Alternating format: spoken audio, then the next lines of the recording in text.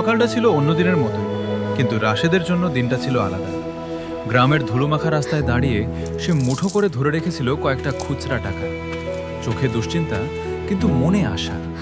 আজ একটা ইন্টারভিউ আছে, যদি এটা পায় তাহলে তার আর তার পরিবারের জীবন বদলে যেতে পারে।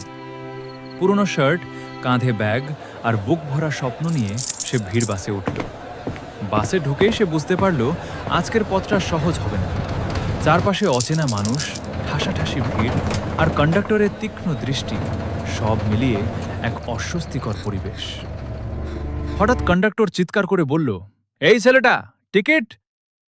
রাশেদ একটু কাঁপা কাঁপা হাতে তার মুঠো খুলে দেখালো কয়েকটা কয়েন। নিচু স্বরে বলল, ভাই, একটু কম আছে, কালকে দিয়ে দিব।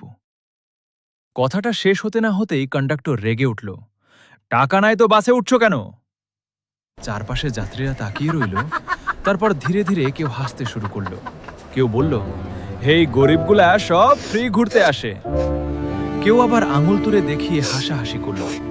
মুহূর্তের মধ্যে পুরো বাসটা যেন তার বিরুদ্ধে চলে গেল। রাশেদের চোখে পানি এসে গেল, গলা শুকিয়ে গেল, কিন্তু সে কিছু বলতে পারল না। শুধু মাথা নিচু করে দাঁড়িয়ে রইল। অপমানের ভার যেন তার বুক চেপে ধরেছে। শেষ পর্যন্ত সে আর সহ্য করতে পারল না। চুপচাপ বাস থেকে নেমে গেল। বাসটা ধুলো উড়িয়ে চলে গেল, আর রাশেদ দাঁড়িয়ে রইল একা, ফাঁকা রাস্তায়।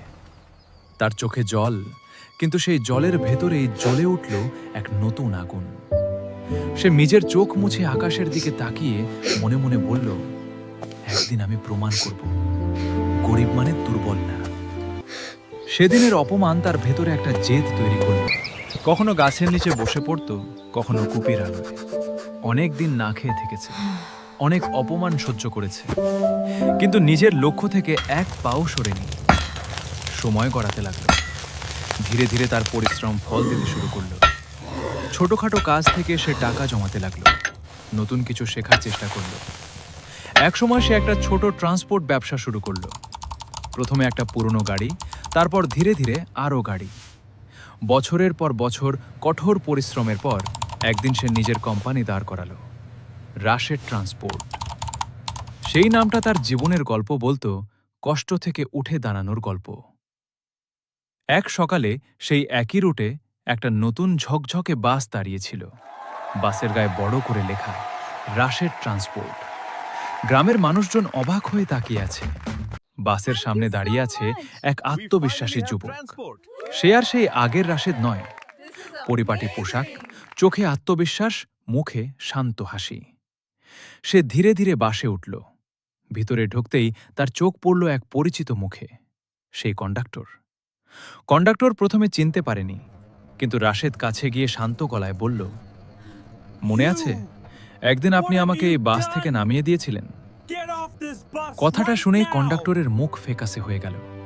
চারপাশের যাত্রীরা নীরব হয়ে গেল। একটা অদ্ভুত নীরবতা নেমে এলো বাসের ভেতর। রাশেদ কিছুক্ষণ চুপ থেকে হালকা হাসল, তারপর বলল, আজ এই বাস, এই কোম্পানি সব আমার, কিন্তু আমি কাউকে অপমান করতে শিখিনি। কন্ডাক্টর লজ্জায় মাথা নিচু করে ফেলল। সে কিছু বলতে পারছিল না। রাশেদ তাকে বরখাস্ত করল না, বরং বলল, মানুষকে সম্মান দিতে শিখুন, কারণ আপনি জানেন না আজ যে গরিব, কাল সে কোথায় পৌঁছাবে। তার কথাগুলো যেন সবার মনে গভীর ছাপ ফেলল। বাসের ভেতরে সবাই চুপচাপ ছিল। কেউ কিছু বলছিল না, কিন্তু সবার চোখে একটা উপলব্ধি ছিল। সেদিন শুধু একটা বাস থামেনি, মানুষের অহংকারও থেমে গিয়েছিল। রাশেদ বাস থেকে নেমে এলো। চারপাশের মানুষ তাকে সম্মানের চোখে দেখছে। সে হালকা হাসল, আকাশের দিকে তাকালো, আর মনে মনে বলল, অপমান আমাকে ভাঙেনি, আমাকে তৈরি করেছে। গল্পটা এখানেই শেষ না, বরং এখান থেকেই শুরু। একটা শিক্ষা দিয়ে যায়, গরিব হওয়া কোনো লজ্জা নয়, কিন্তু অন্যকে ছোট করা সবচেয়ে বড় অন্যায়। আর যে মানুষ অপমান সহ্য করে উঠে দাঁড়াতে পারে, তাকে থামানোর ক্ষমতা কারো নেই। গল্পটি আপনাদের কেমন লাগলো অবশ্যই কমেন্টে লিখে জানাতে ভুলবেন না। আর এরকম ভিডিও পাওয়ার জন্য চ্যানেলটি অবশ্যই সাবস্ক্রাইব করে রাখবেন।